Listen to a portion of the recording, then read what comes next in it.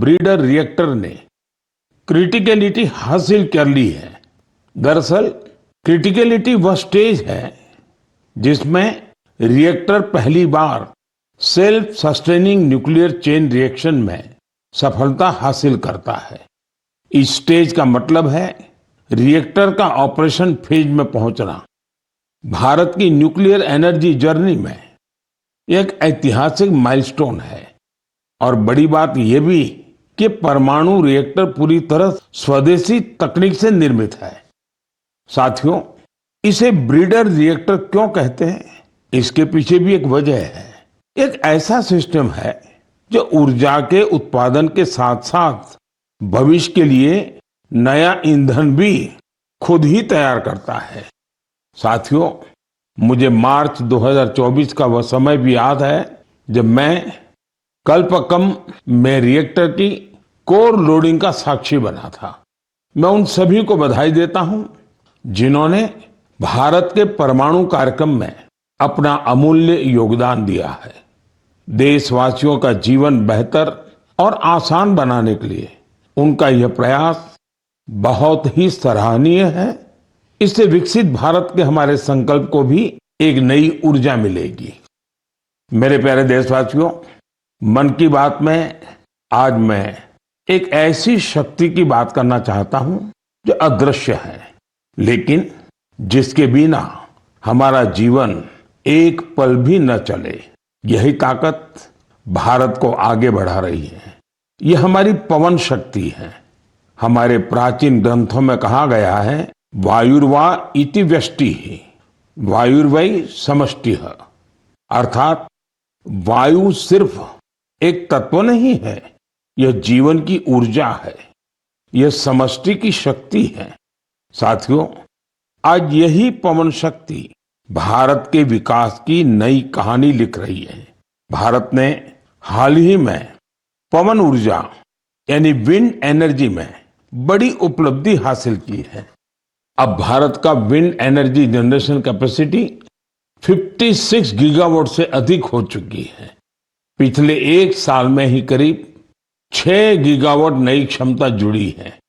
Wind energy में भारत तेजी से आगे बढ़ रहा है और दुनिया भी हमारी तरफ देख रही है। साथियों, आज भारत विंड एनर्जी कैपेसिटी में दुनिया में चौथे स्थान पर है। यह हमारे इंजीनियरों की मेहनत है, यह हमारे युवाओं का परिश्रम है, यह देश की सामूहिक इच्छा शक्ति का प्रतीक है। साथियों, गुजरात, तमिलनाडु, महाराष्ट्र, राजस्थान, देश के अनेक राज्य इस सेक्टर में अपना परचम लहरा रहे हैं। गुजरात के कच्छ, पाटन, बनासकांठा जैसे क्षेत्र जहां पहले सिर्फ रेगिस्तान नजर आता था, आज वहां बड़े रिन्यूएबल एनर्जी पार्क बन रहे हैं।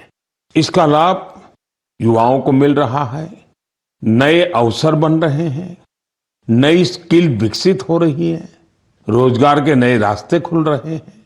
साथियों, भारत के विकास के लिए सौर और पवन ऊर्जा जरूरी है। ये सिर्फ पर्यावरण की बात नहीं है, ये हमारे भविष्य की सुरक्षा है। इसमें हम सबकी भूमिका है। हमें बिजली बचानी है, हमें स्वच्छ ऊर्जा, क्लीन एनर्जी अपनानी है। देश में हर स्तर पर ऐसे प्रयास जरूरी हैं, क्योंकि इन्हीं से बड़ा बदलाव आता है। साथियों, मई महीने की शुरुआत एक पावन अवसर के साथ होने जा रही है। कुछ ही दिनों में हम बुद्ध पूर्णिमा मनाएंगे।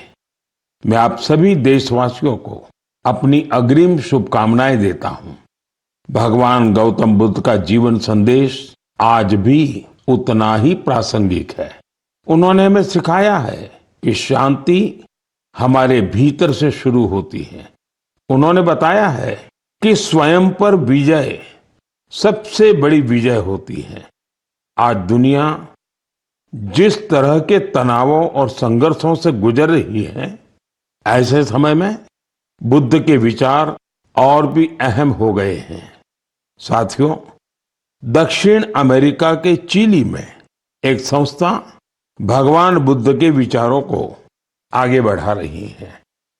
लद्दाख में जन्मे ड्रपपोन ओजेर रिनपोछे के मार्गदर्शन में काम हो रहा है।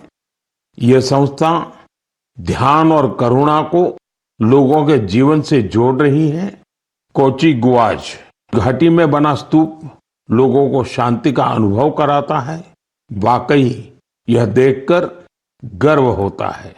भारत की प्राचीन धारा दुनिया तक पहुंच रही है। दूर दराज के लोग भी इससे जुड़ रहे हैं। साथियों, बौद्ध परंपरा हमें प्रकृति से जुड़ना भी सिखाती है। भगवान बुद्ध को ज्ञान एक वृक्ष के नीचे मिला था।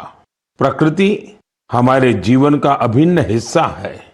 देश में भी ऐसे प्रयास हो रहे हैं। कर्नाटका में कर्मा मोनेस्ट्री इसका अच्छा उदाहरण है। यह मठ एक जीवंत वन क्षेत्र है जो 100 एकड़ में फैला है। इस वन में 700 से अधिक देसी वृक्षों को संरक्षित किया गया है।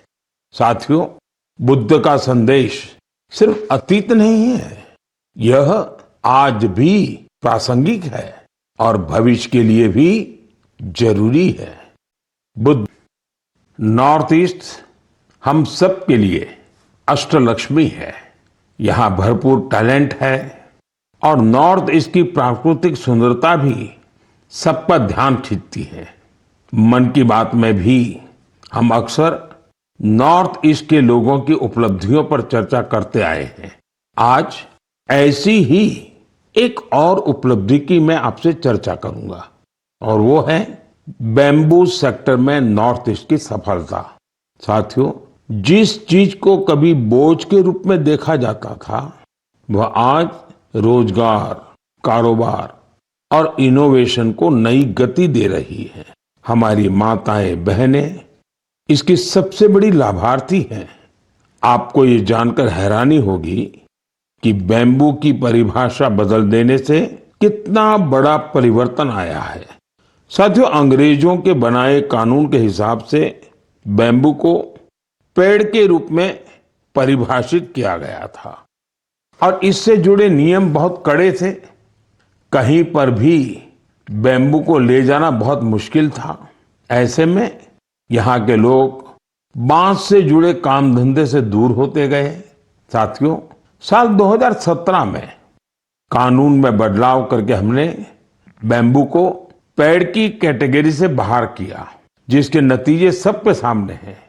आज पूरे नॉर्थ ईस्ट में बैम्बू सेक्टर फल फूल रहा है।